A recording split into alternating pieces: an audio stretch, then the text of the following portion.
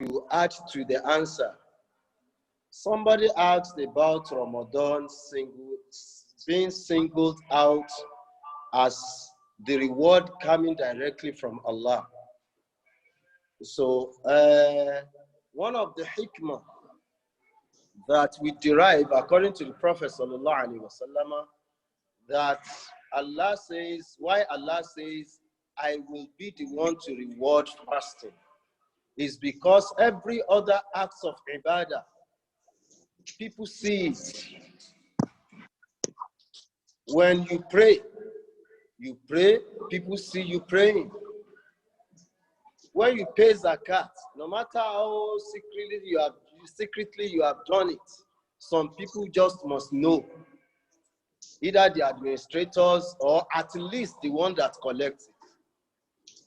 And Hajj, for example, you don't do Hajj inside your room. You travel out as far as Mecca to do the rites of Hajj. So all these acts are open to man. But when you fast, only yourself and your Lord knows that you are fasting. Only Allah and perhaps yourself can tell whether you are actually fasting.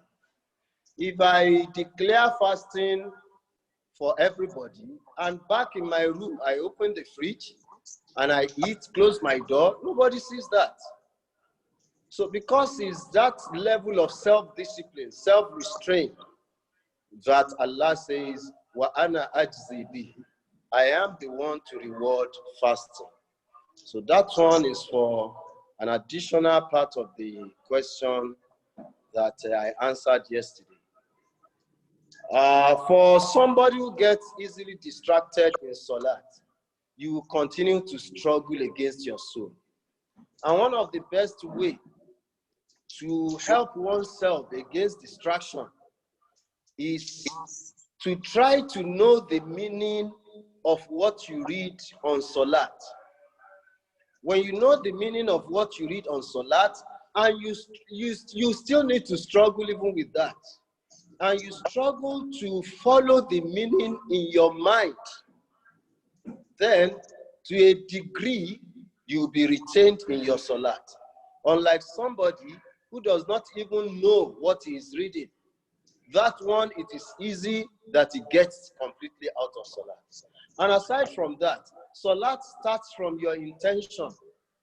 When you have the intention you want to pray, have that intention solely for Allah. And be conscious. You see, one of the problems we have is we are not extremely conscious when you do acts of worship. Especially those acts of worship that have become rituals, things we do all the time. In most cases, we don't bring our mind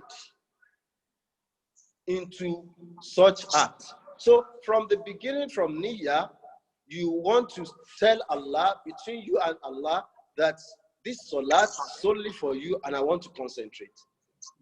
Then, when you perform ablution, bring in the same level of concentration and do your ablution perfectly well.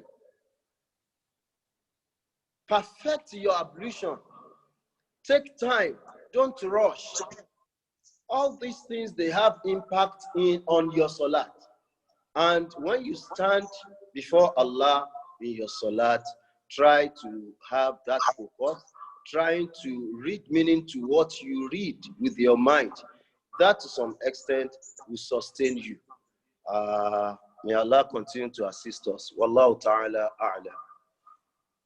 Now, thank you, Dirois. I also want Abu Mahmuda to say something. If you ask anything to say on the first, we are still waiting for more questions to come in. Abu Mahmuda.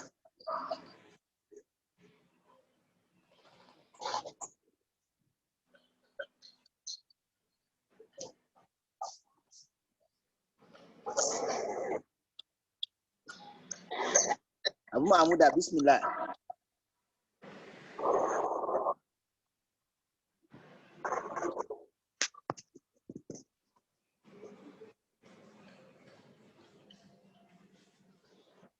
Well, if Abu Mahmuda is not ready, maybe we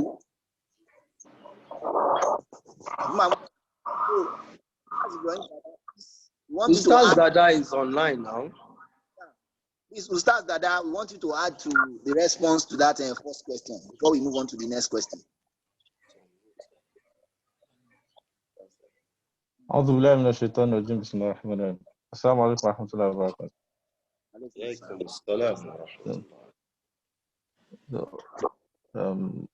So the Raisa said it all on the problem of concentration on Salat. So it happens to everybody. It happens to us all. So the questioner is not alone in that fitna. But just like Raisa said, when you know the meanings of the verses of the Quran, it assists a great deal. So when you ponder on those meanings, sometimes when you ponder too much on those meanings, you get lost in Salat as well. So you have to strike a balance between the two. So while you are reciting, you try as much as possible to ponder on those meanings. When you have that in place, I think you should achieve a great deal of concentration in Salat. So he has pretty much said it all. So I think we can move on to the next question. Okay, thank you very much. Abu Mahmuda has been told the Alaji Jami Ejibo to help us unmute him. But meanwhile, let us go on. Has just come in. We'll see how far we can go on them. The first one is, what is the role and responsibilities of Muslim youths in participating in the global world competition and how to get ready? What is the role and responsibility of Muslim youths participating in the global world competition and how to get ready? Second question is, can zakat be used for skill-based empowerment of community employability leadership and succession tools in Muslim world? In other words, that question is talking about we are zakat funds, employment, and also empower. What are the Islamic views on earth?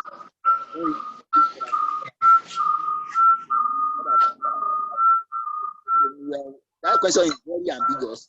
We'll do away with it. So we take number 4. So I'm taking number 1, number 2, and number 4.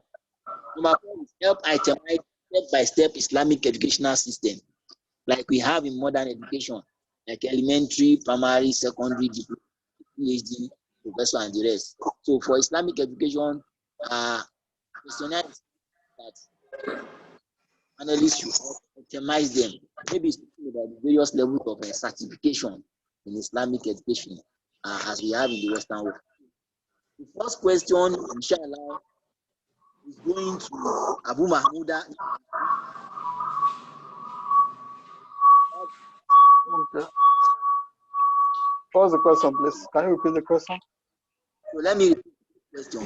What's the role? What is the role and responsibility of participating in the global world competition?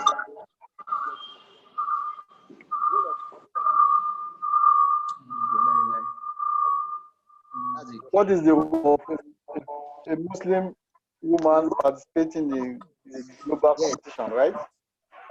In participating in the world, get them ready.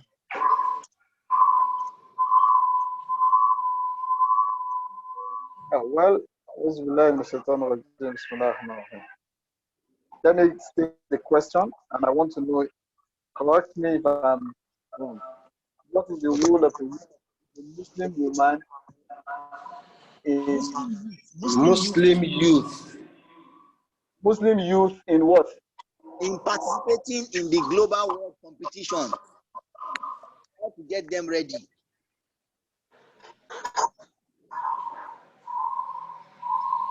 Well, sorry, you must get this right.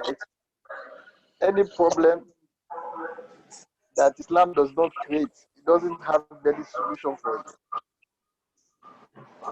So, participating in the world sport, global sport, is individual discretion. It's at individual discretion.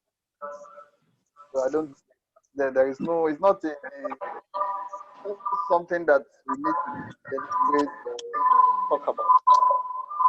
However, as a Muslim community,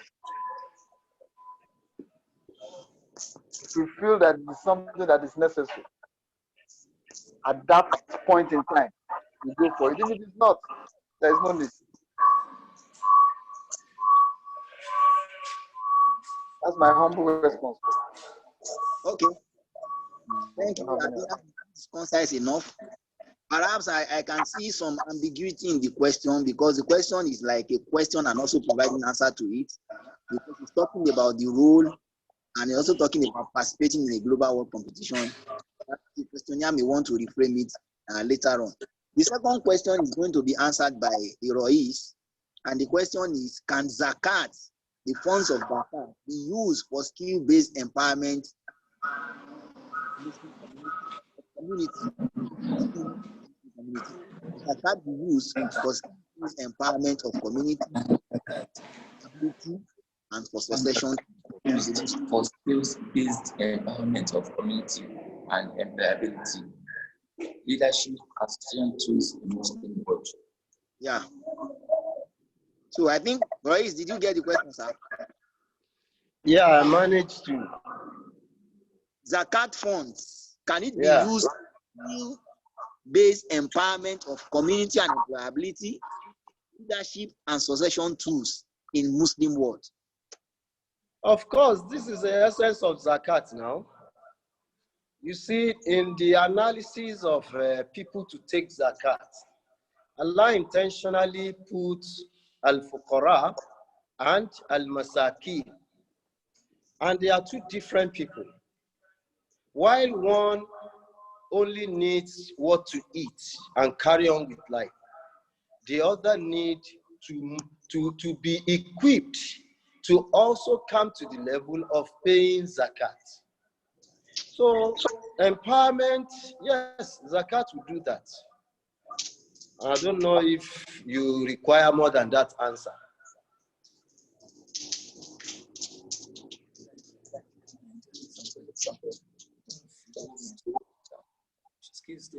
Doctor.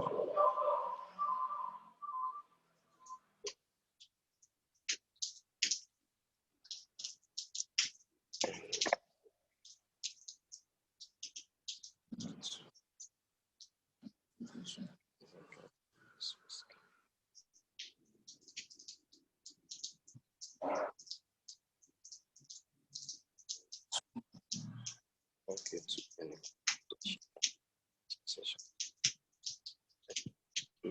Yes,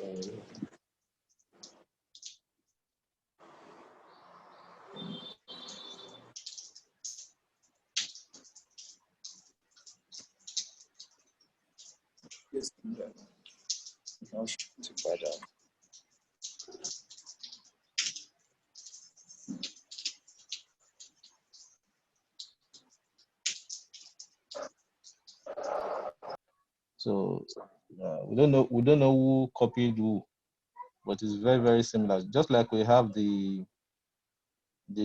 primary.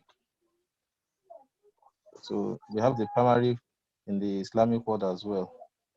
So we call them the Ibtidaiya, al-Ibtidaiya. So they are the primaries. And from some colleges, it varies from colleges to colleges. It varies on the number of years that is being run. So for some, they still run the normal 6 years. In some Islamic world, they run the normal 6 years. Okay, because a lot of things have changed in the Islamic world as well. So just like I said, we don't know who copied who. Was it the West that copied them from Islam, or Islam copied them from the West? But whichever one, it doesn't really matter. But we look at the child upbringing in education, because if a child is being promoted too rapidly, he might eventually have challenges in grasping some of the things they'll be taught in school.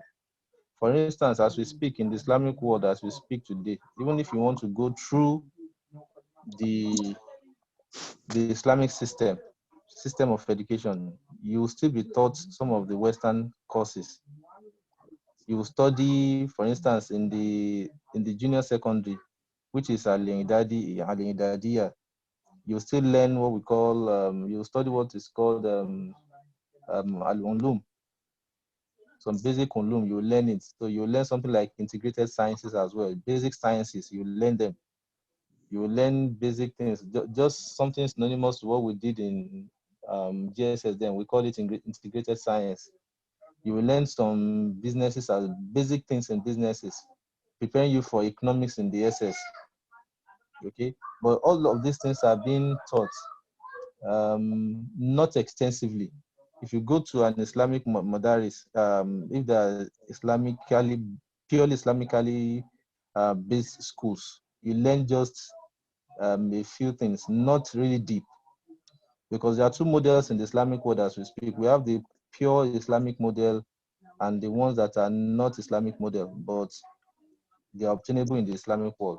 So the ones that are purely Islamic models, you learn a few things on those things, a few of those sciences, and you learn some languages as well. So eventually, by the time you graduate from your secondary school or primary school, you'll be able to speak some English, because you must have learned some foreign language. Either you learn French or English, depending on the country. Some countries will teach you French, like Algeria, you will learn French, especially those colonized countries colonized by, it depends on your colonial masters. For instance, in Egypt, you learn English because at some point the English colonized the Egyptians. And what they spend in Egypt today is the Aljani, which is the Egyptian pound. They even call it the Egyptian pound. So in countries like Morocco, you also learn French. So this shows you that the educational systems are a bit different from one another, but they still have the same structure like the Western education. Even before the primary schools, they still have the Hadona, which is like the kindergarten. You still go out. If you have a child of about 2-3 years, so they still go to schools to learn one or two things, learn rhymes, learn one or two things. But for someone who wants to train his child purely on Islamic upbringing or purely on Islamic education, so such person might not really get a system to accommodate him, except you go to some of the, for instance, in Egypt, they have what we call Madul Hazar. Azari has an institution that trains people right from childhood. So you register at that MAD. So your primary school, your secondary school will be done at that institute. Then you graduate to the university. So they take care of that educational system themselves. But for any other educational system that is run by the government, you still learn some of those Western sciences. For instance, if you want to learn mathematics in those Arab world, in those schools, you still learn mathematics with the regular Roman figure we know. That is the regular 1, 2, 3, 4.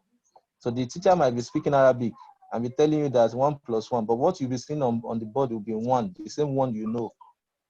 2 + 2, you'll be seeing the same 2 you know on the board. So you will learn calculus. If you go to the secondary school, you will learn calculus, and the calculus will be taught in Arabic, but in description, what you see on the board are the regular figures you know. That is a regular 1, 2, 3, 4, 5. And the sign of the calculus doesn't change, it still remains the same. So that is the educational system we have there. So for those who run the purely Islamic courses, they still had 1 or 2 of those subjects. So you have the Hadana, which serves as the preparatory. Then you have the Al-Ibtidaiya, which is the primary. Just like I said, some running for about 6 years, some running shorter. Then you now have the Thanawi. And the Thanawi for some people is 3 years. Most people is 3 years. So by then you would have completed 6 + 3, which is 9. Thereafter, you go to the university. So for most universities as well, it's also 4 years, just like our normal Western universities, 4 years. So those are then if you want to do masters as well, for some countries is just 1 year, for some it's 2 years. It varies from countries as well. For some countries it's 3 years. Like for Asia, if I can remember, it's about 3 years, not 1 year. But for most countries it's 1 year, 2 years. Then your PhD sometimes 3 years. So the systems vary from country to country, and it's very close to what we have for Western education. For instance, in some Western education, like I know in the University of Lagos, for instance, if you want to have your PhD, I know your PhD can be forever. I was a product of University of Lagos. I am a product, sorry. So some can be 5 years, can be 6 years, depending on how well you do on your PhD. But they normally have their standard years, maybe 2-3 years. So it varies. But they have almost the same system like the Western education. You have the nursery, you have the primary. What represents the nursery is the Hadona. What represents the primary is the Aliptidaiya. Then what represents the junior secondary school is the Aliyangdadi, which is 3 years. Sometimes it is 4 years. Then you have the Thanawiya, which is 3 years. Then you can go to the university, which is usually 4 years. So it's the same, almost the same system. Thank you. Okay, thank you very much for the answer. We also want to still remind everybody that in answering the questions, we are going to try as much as possible not to give too much time to any of the questions, so that we spend within 3 minutes and maximum of 5 minutes on each question, so that we can have as many questions as possible answered. Now, the next question here is a funny one, and I will take that one straight to the Rois. It reminds me of one of the experiences in the academy during the time of the Sheikh, when somebody came and read Surah Al-Fatih on Salat on a particular day as a visit, as a Musafir. So this question is, it goes thus: if the Imam read Salatul Fatih after Suratul Fatiha in Isha prayer, and I am praying behind him, should I break out of the Salat right away, or should I wait till the end and redo my Salat? Or is there anything really wrong about the Salat? I'll repeat. This is for the Rois. If the Imam read Salatul Fatih after Suratul Fatiha in Salatul Isha, and I am praying behind him, should I break out of the Salat right away, or end and redo my Salat? That is the question, sir. Naam, alhamdulillah, wa salatu wa salam ala Rasulil Kareem. You will not break out behind him. You will wait until the end of the Salat, and you will go and repay your Salat. But you must not just leave it at that. If you have your way that you can correct that situation, if situation allows that you make such correction, not an open correction. Of course, Islam does not appreciate when you just you just openly criticize the Imam. In fact, in most cases, you won't allow that Imam to take to correction. So the best way is to see him behind and tell him that there are certain things you don't add to and you don't remove from. Salat is an example. Allah has told us, the Prophet has told us what is required in Salat. So Salat al-Fatih does not come in place of any surah at all. Well, for somebody to have done that, I want to believe it must be deliberate. Maybe some of these tariqah to the extreme. But if we can correct them, fine, we will do. If you can't correct them, then you go back, you repay your salat, and you move on. Islam does not want us to start dividing ourselves in the open. People who view you from afar won't know why you are leaving salat. And the correction matters if you have avenue to do so. If you do not have avenue to do that, then you have to wait, and at the end of the salat, you rise up to pay your salat back. Wallahu a'lam. Thank you very much, sir. We'll quickly move on straight to the next question. Inshallah, this is going to be handled by Abu Mahmuda. And the question is from a sister who is asking, Assalamu alaikum.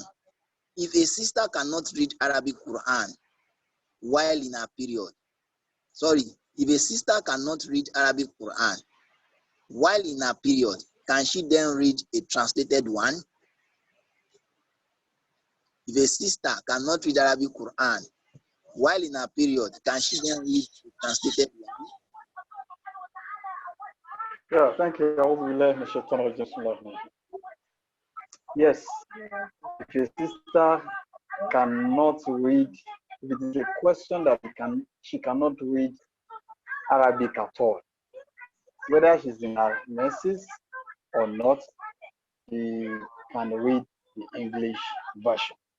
Again, still, if she can read Arabic, then she is also allowed to read the Quran during a message.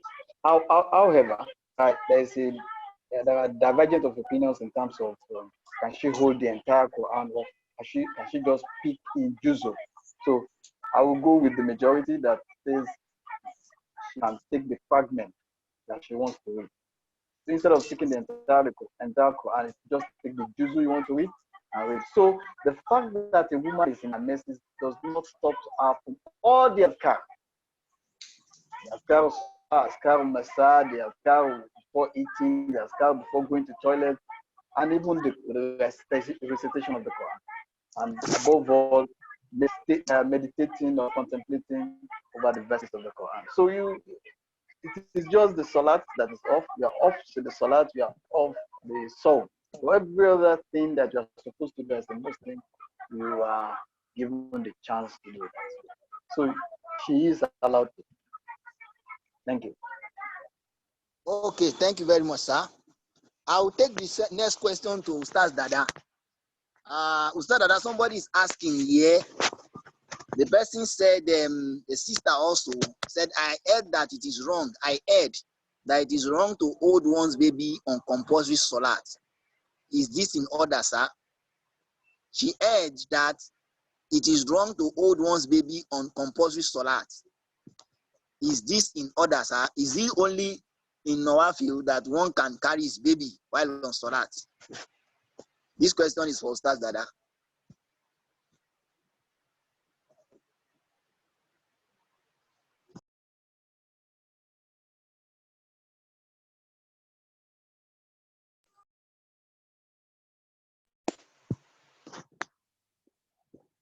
Again, this question is for Ustaz Dada. And the question goes thus. A sister is asking that I heard that it is wrong to hold one's baby on compulsory salat. Is this in order?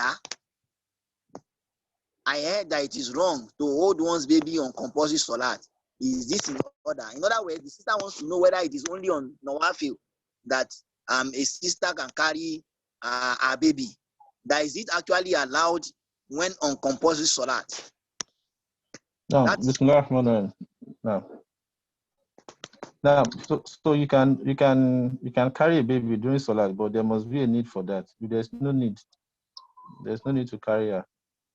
It's better you put on the floor. But if there's a need, we want to understand what a need means.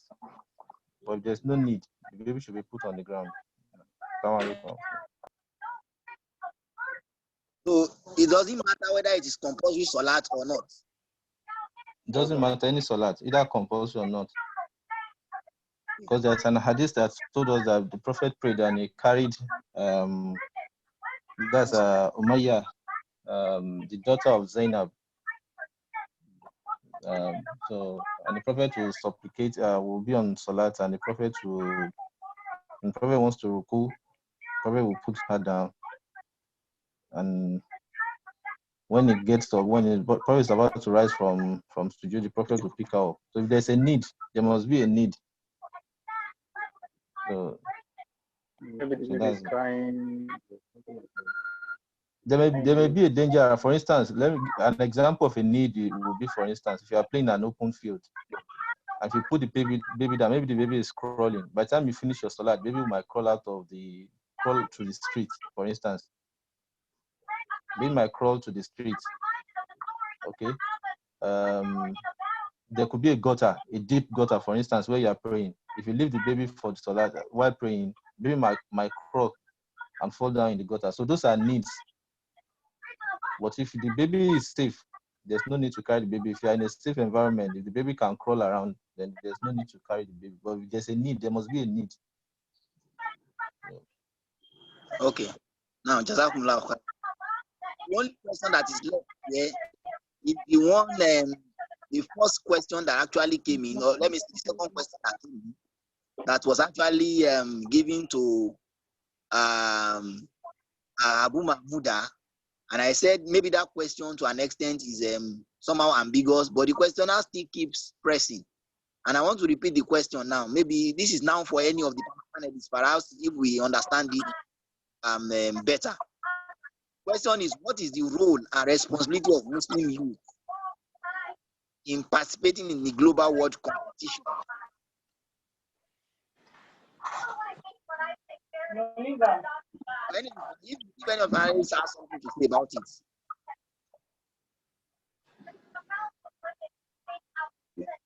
World competition is even ambiguous. We don't even know whether it is sport, whether it is Quranic competition, whether it is English, whether it is sciences. For instance, now I can say that what is the responsibility of Muslim youths in today's global world? What would be the core responsibility of Muslim youth in today's global world? And what are the things they need to do to get ready? So the question is like, the scope is not defined, and then, that's what makes it very ambiguous.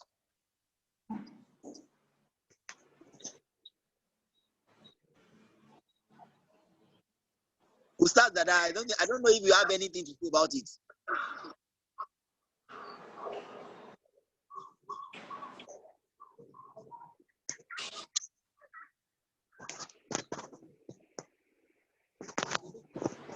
Hello, the question is not clear. I'm not clear. Okay, so we leave that question. I'll move on to the next question, and then this question is asking for a clarification still, asking that can one recite the Quran during menstruation?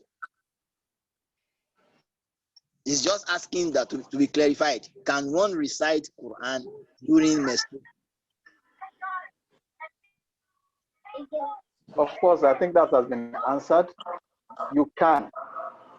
In fact, there is no argument on whether you can read or not. It is what we have, what the scholars have discussed is whether you can hold or not. It's about holding, because someone who memorizes the Quran, who has a juzu that is done on daily basis, will still continue to do that. So what you are talking of holding of mushaf? That's what I'm saying. That's the only that's the one where you don't even need to go around with a physical mushaf, but you have something like a phone where your exactly. I think I could remember one of the lectures. Okay, let me leave that alone. So what I'm saying is, in essence, is that she's allowed your menstrual, when she's in a menstrual period, to read the Quran and read the Quran as much as she can. So there is no contention on that. You can read any portion, either the one that you have memorized or the one that is on your phone. Because the one on your phone, you can't even fragment it, you can split it. It's there, the whole Quran is there on your phone. And you go about with it, whether you're in your menstrual period or not. So she's allowed to read. That's the short. Allowed to read, she's allowed to do adhkar, she's allowed to do every other thing apart from observing salat, apart from fasting. Every other thing she can do.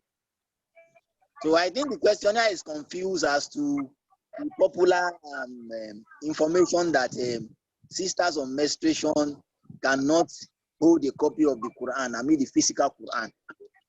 Yeah, and that's what I just explained. I said the only area where there is a contention, it is in holding the Quran. Yeah. So, but the scholars are flexible to say, okay, what about if you have a juzu, if you have it in juzu? But even in the modern days, you don't need to have a whole Quran. Having it on your phone is enough. Except if she doesn't want to take her phone, she can. I don't know how she will do it. She can leave her phone and read the one in her head. But but as it is, there was a lecture the Sheikh was saying that, okay, you are even talking about carrying the Quran. What about a walking Quran, someone who knows the Quran in his memory. He has it in his head. If you want to enter the toilet, you ask him not to go. So if a woman has memorized the Quran or has committed the Quran to memory, so she's already having Quran in her head. So And you cannot do can she remove it? Can she remove that Quran when she's menstruating? The answer is no. So she can recite whatever she wants to recite anytime, whether in a period or not. Yeah. I could even remember one of such question session with Sheikh where Sheikh even responded to the hadith of the Prophet that the Prophet will even Aisha read the Quran for him. And to the extent that Aisha was saying that she was menstruating, and the Prophet said, "Are you also menstruating with your mouth?" No, but I think that response actually solves it all. Now let's move on to the next question. This question goes to the Rois, inshallah. Salamu alaikum. Please, what is the Islamic position on dreadlocks for sisters? What is the Islamic position on dreadlocks? Dreadlocks for sisters. And I also think you can also extend it to brothers too. Question. How do they make dreadlocks? I think that's the answer. Whether they are using an attachment or not. Yes, we need to know. Okay. Dreadlocks. I think dreadlocks, they don't actually use attachment. Is your natural hair. You don't use attachment. Nothing is used. It goes through a process of transformation. What did you say? There's a way they transform the air through some process, adding some certain things. That is why they call it dreadlock. It's locked before it becomes the ear. Your ear is locked such that you can't use it for any other thing apart from that lock. So if you want your ear back, you have to allow it to grow and cut it off. So it involves your natural hair. It's not, you don't use attachment. So that is the point I'm just bringing. You don't use attachment in your dreadlock. And before the Royce we go on, sir, I want to add this. Sonia also sent something in relation to that question too. That she's asking this question because she said that it has become due to different responses and our statistics at the academy, and that is why she's asking this now for the time and for clarification whether it is allowed or not, in view of the fact that it is becoming a controversy among some people. I think Abu Mahmuda should answer that question. Since he knows what dreadlock is. For me, I don't know what dreadlock is. Ẹ̀yin já sí gbòòrò gan-an, so wọ́n ní kẹ́ bá wa fi ojú wo question yẹn. Sabu Mahmuda, you can go on.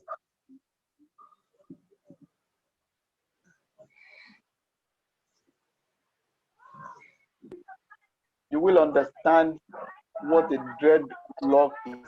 Also answer the question. Now, if a dreadlock is your natural hair and it does not involve, you have not changed the texture, you have not changed from one form to the only thing you have done is the style that you have done. So you don't, in that case, in my own view, nothing is wrong with that. So what makes it haram? What did you say?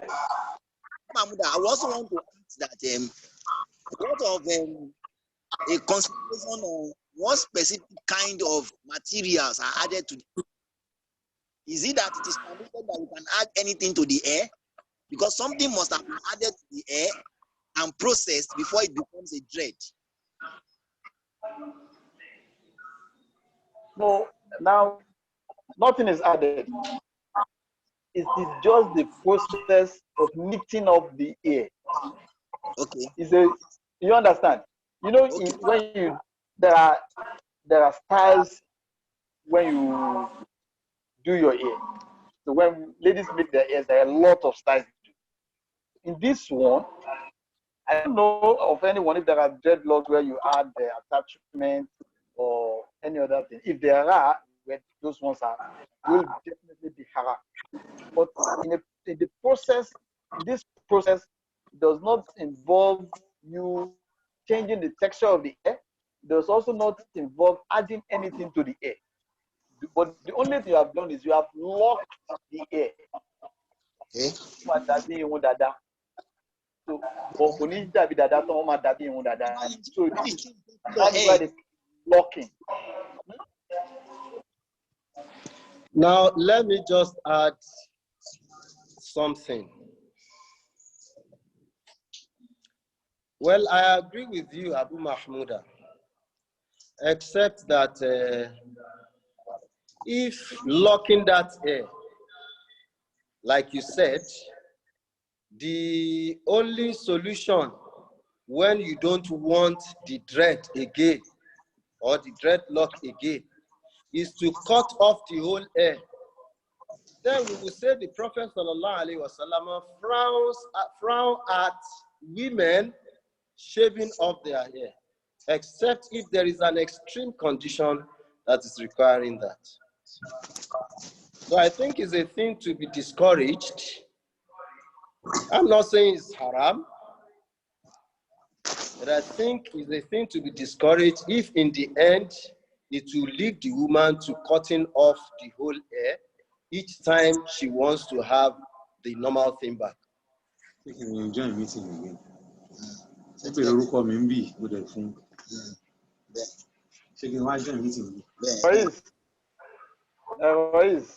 That Yes, sir. what I mean by that is when you use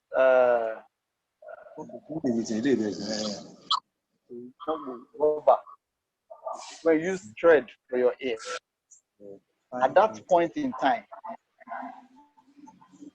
for you to have your natural hair back, what you do is you have to lose the rubber, okay, off the hair.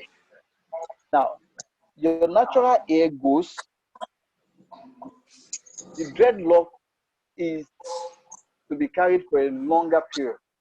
And as your natural hair goes, it goes with it. You understand? So, okay. you can unlock, you can relock, you can. So in a simple language, the dreadlock is outgrown with time.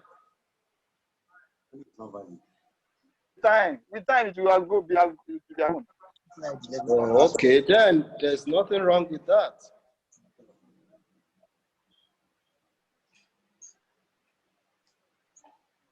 Started by saying, if you understand that concept, you will know that the concept itself explains Close again, again.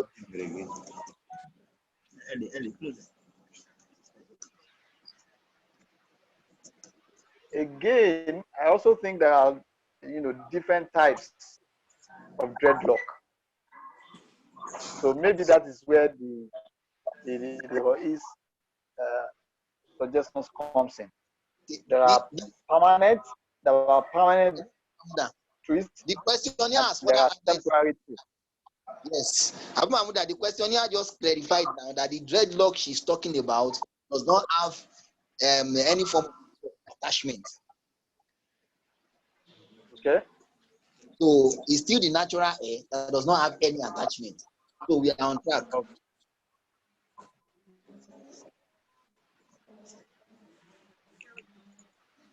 Naam, khalas. But meanwhile, we will not close the door of further research on the dreadlock as it is. Okay, thank you very much. Yeah. Now, thank you very much. So, before I go on,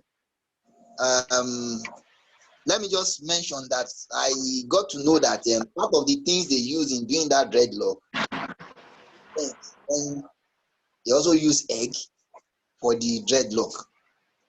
That's one of the information I just got from that. So we move on to the next question. And the question is,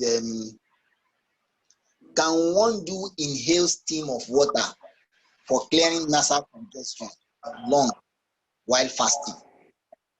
Can one do inhale steam of water clearing nasal congestion or lung while fasting? I'll put that open to all the panelists. Can you inhale? Can you do steam inhaling for clearing of nasal congestion or clearing of the lungs while fasting?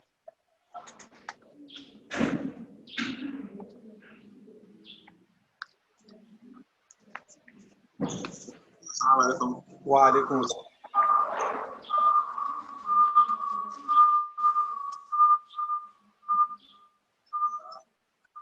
Abu Mahmuda, if you are not speaking, maybe you mute your mic. It's your mic that is making noise.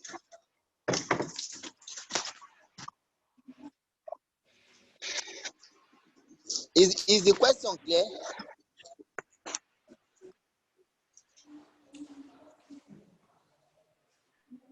Is the question clear, sir?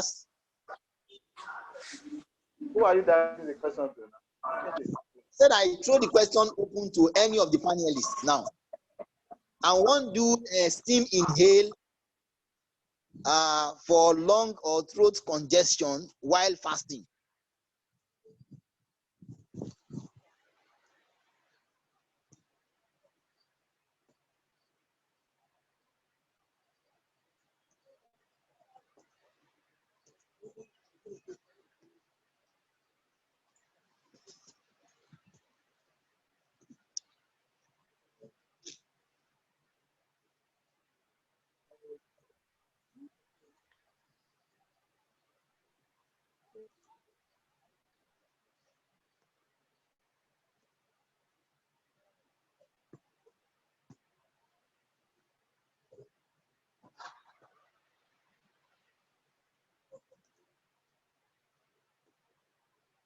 Okay, maybe I should now direct it specifically to any of the panelists I want.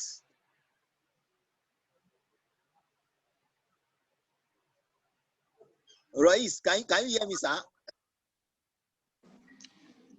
Okay, what's your mute? So you can go ahead, sir.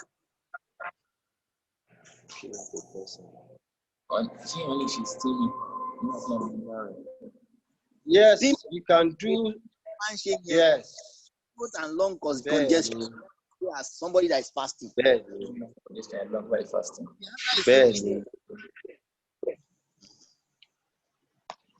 Kò sí shape. It's just like when you use inhaler. The difference is this one comes with heat.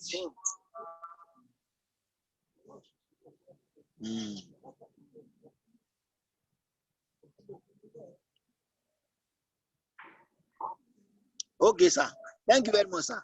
I'll move on to the next question. I will direct that question to Ustaz Dada. Assalamu alaikum wa rahmatullahi wa barakatuh. Is it permissible to give zakat to a sibling who is struggling to fend for his or her family? Is it permissible to give zakat to a sibling who is struggling to fend for his or her family?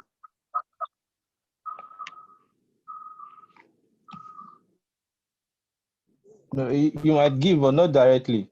So you can give it to the Zakat Foundation and nominate him for as a recipient. Okay, we should do Al-Amilina.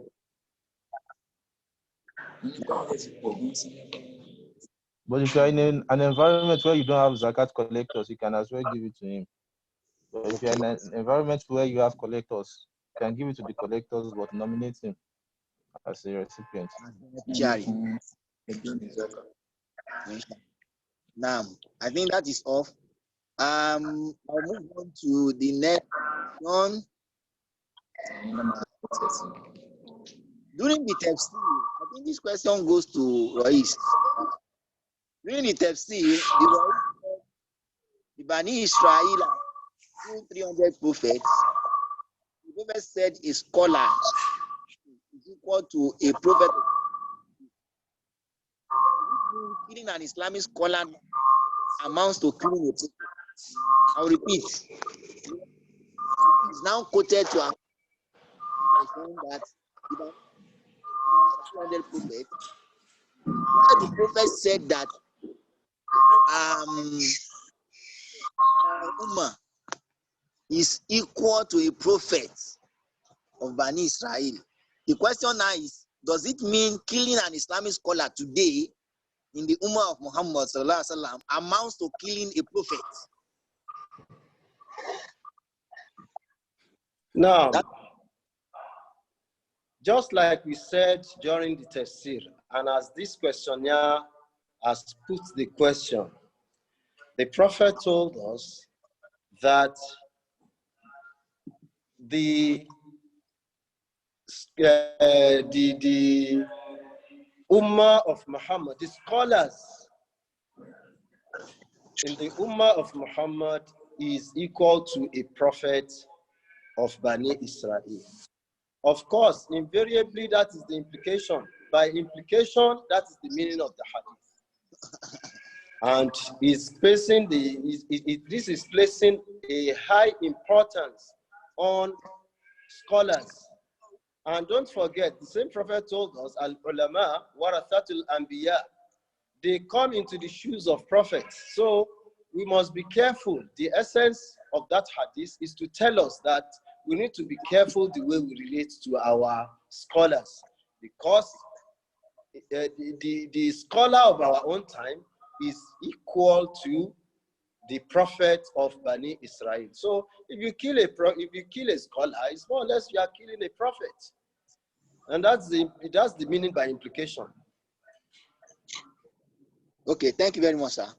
Because of time, I'll move on to the next question. And I will take the two together because they are somehow they have area of convergence. The question is, what is the Islamic ruling on using organic, that is natural products, to soften one's hair for making?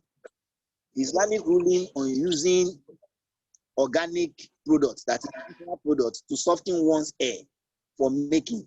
And the one that is somehow also about hair is, can I tint my hair to a gold color, whether a male or female? Can I tint my hair to a gold color? And the third one, which I'm also going to take, is please clarify the deadlock issue, because the majority of male youth today are doing it to emulate people like Naira Marley. So these questions are about hair. I repeat again, the first one is Islamic ruling on using organic product to soften one's hair before making. And the second one, can I tint my hair to a gold color? And the third one is a clarification on the issue of dreadlock, because many of our youth today are doing it to emulate Naira Marley. I also want to say that we just discovered that there is permanent dread and there is temporary dread, according to one of the contributions here. So in view of that, although the Rais has said that it's not encouraged, but then when people are not doing to emulate people like Naira Marley, is it not even a form of something that should be completely condemned? When somebody wants to emulate a personality like Naira Marley, that's the reason for doing. So we want these three questions to be taken together. The first one, the use of natural products, organic products, to soften one's hair before making. The issue of tinting the hair into gold or any other color. The third one, which is about the reason why some people are involved in the doing of dreadlock, especially of them who are young youth around. So I will send that question to Malam Ibrahim Dada.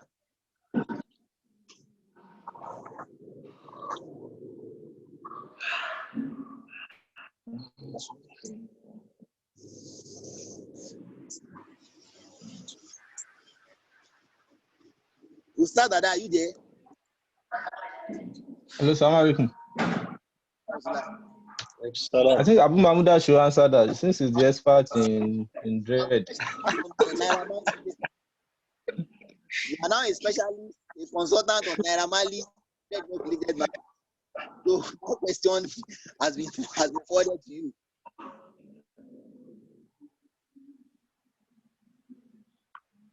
So the first one is the use of organic food to soften one. The second one is on thinking of the good. The third one is to clarify, the issue of the majority of you are doing it to emulate Naira Marley. Well, I was learning James. Do not forget that in the first question that we answered, it is in relation to ladies, women, obìnrin. So, and that should be clear and clarified. Now, if to use organic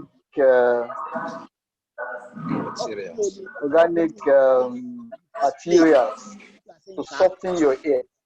Sir, to clarify yes? that one, in the first place. At all. Only you that put off in the first place. But there's something at all. In the first place. And let me tell you, there is an hadith of the Prophet sallallahu alaihi wasallam. During the time of the Prophet, somebody came into the mosque and his hair was like that of a dada, scattered, the beard too scattered, like that. And the Prophet said, "Oh, would it not be better if this thing is cut?" And his Sahaba took him to his house. And when the Sahaba took him to his house, they cut the hair, they trimmed the beard, and all that. And he came back to the mosque and said, "Is it not better? Is this one not better than the one you have?" So from there we picked it that ordinarily for a Muslim man, your ear, no matter how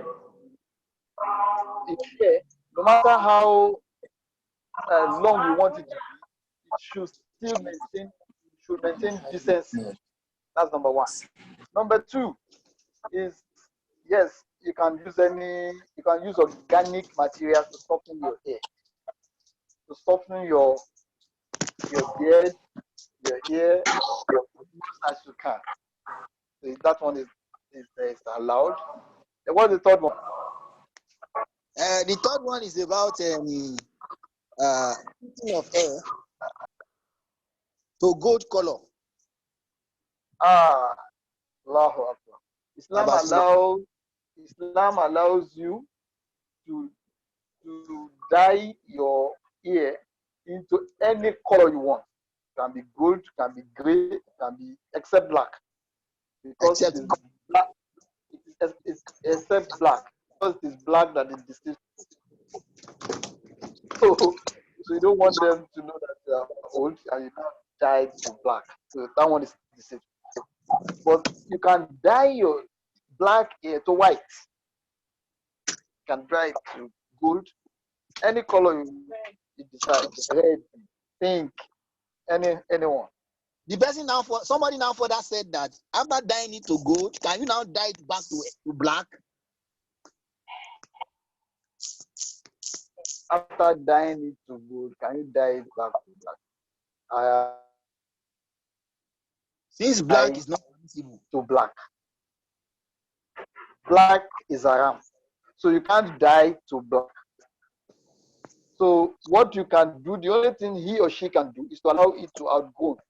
So the gold will eventually leave the surface and it will can cut it off.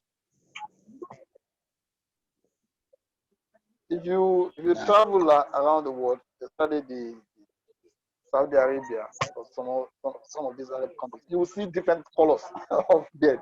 Like different colors. In fact, some will dye. You have two colors.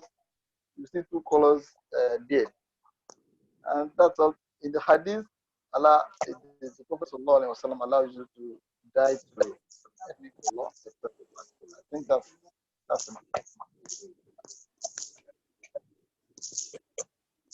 So the first one I said you have to maintain decency in your ear. Two, you can use organic materials to soften your hair, then you don't have to look like Naramali.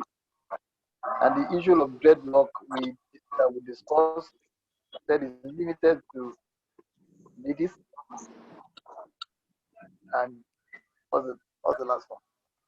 Now, so for the dreadlock, there is further clarification, the sister, saying that dreadlock is completely different from dada, that it don't even look alike. That is like Kiko, and it is natural hair that is being done. And instead, it has been in existence even before Naira Marley, and that many sisters do it because of the changes faced with making hair. Maybe they don't have time to be making it. Also, when they put dread, it makes the hair to last longer and so on. That's just additional information. Last question we'll be taking today sent to Salaam alaikum. I think the issue on dreadlock had been settled. One, Abu Mahmuda had rightly cleared it that we are not talking about male. For male, this is completely forbidden. It's not allowed. Apart from the hadith he has quoted for us, the Prophet told us, "Man tashabbaha biqawmin fahuwa minhum." If you choose to look like Naira Marley, that's your problem. You are not, you are part of them. But we're talking about women. Women can wear their hair so long as there is no manipulation, addition of other hair, and so on. That's the message here. Nobody is talking about Naira Marley and male dreadlock. And whether dreadlock and dada are the same or not, that's not the argument here. Even the issue of dada is settled with the male, like the hadith that was brought. So for women, so long as they are not adding attachment to the hair, and we are certain that it will definitely outgrow, then women are free. Inshallah. Jazakumullah khairan. Now, the last question also goes to the Rois. And then I think with that, after answering that question, inshallah, we'll be drawing the curtain. And the question is, let me check again. The questioner is asking, can Rois help to retrace the creation of the days of earth and man and clear the misconception of Christians saying that God rested on day 7? Can Rois help to retrace on the creation of the days of earth and the creation of the day and man, and to also clear the misconception of Christians God resting on the 7th day? Naam, alhamdulillah, wa salatu wa salam ala rasulil kareem. The accounts of Islam and or the accounts of the Quran and the accounts of the Bible, sometimes they have coherence and sometimes they are miles apart. In the history of the creation of man, there are a lot of misconceptions that were brought into it by the Christendom. For example, in Christendom, it was agreed that man was created in God's image. This is completely out of it according to Islam. Allah says, I want to create on the surface of the earth a bracelet. People that will come generation after generation. That is the meaning of Khalifa there. When somebody leaves, somebody will be the Khalifa to him. Somebody will come thereafter, becomes the Khalifa. Just like we use the statement amongst ourselves and the Muslim scholars. When an Islamic scholar dies, a Muslim scholar dies, they say, who is the Khalifa? The person that are taking charge, taking position. And this is the meaning of the Khalifa here. So, according to Islam, the Khalifa is different from what Christendom brought to say God created man in his own image. Nothing is comparable to Allah. So it is wrong, outrightly wrong, to say God created man in his own image. Get that clear. Number two, that Allah created everything in 6 days and ascended to his throne is different from the expressions of the Christians telling us that God was tired at the end of the whole activities and he had to rest. Allah is never tired of anything because it's not even, Allah does not use instruments to create things. Amruhu bayna al-kafi wal nun. The command of Allah is between just two letters. And when Allah uses the two letters and says kun, fayakun, and it was. When Allah says be, it was. So the concept of God resting on the seventh day is Christendom. It has no place in Islam. When Allah created the seven heavens and the earth and everything, Yoruba will say,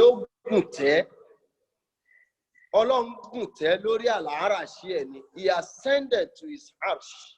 It is not to take it for what Christianity took it for. You see, one problem with Christendom is that they love to relegate everything about Allah.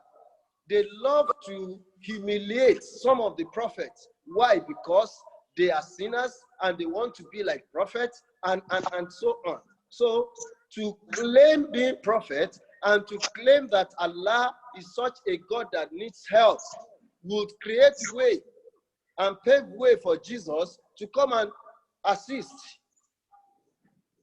In Islamic concept, Allah is alone. He needs no helper. He needs no instrument to do anything. And is the absolute, the eternal. So that concept is alien to Islam. It is Christendom. When Allah finished creating everything on the sixth day, he ascended onto his throne. It has nothing to do with haggardness or tiredness or feeling fatigue. Allah, all these attributes tells you that Allah can never feel fatigue. Allah does not even walk the way we walk, let alone becoming tired, and is above everything. Subhanahu wa ta'ala amma yushrikun. Now,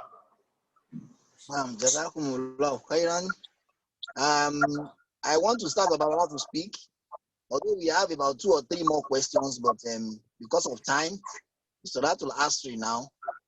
I don't know whether we should draw the curtain here or we should take one more question. We start, Babalola.